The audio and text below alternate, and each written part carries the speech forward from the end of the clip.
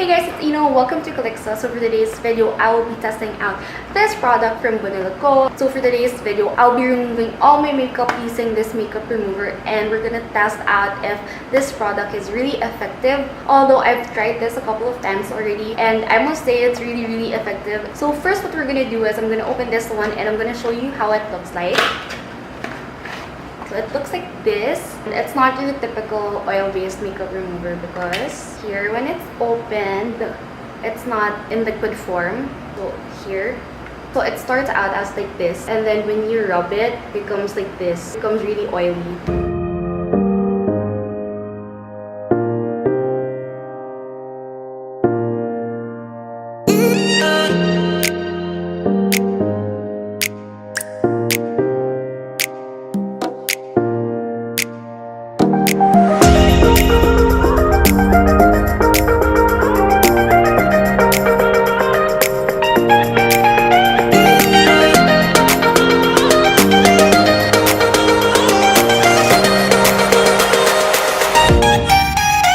So there you go, guys. I don't have any makeup on already, although I was wearing mascara, foundation, lipstick, also eyebrow pencil, but look here.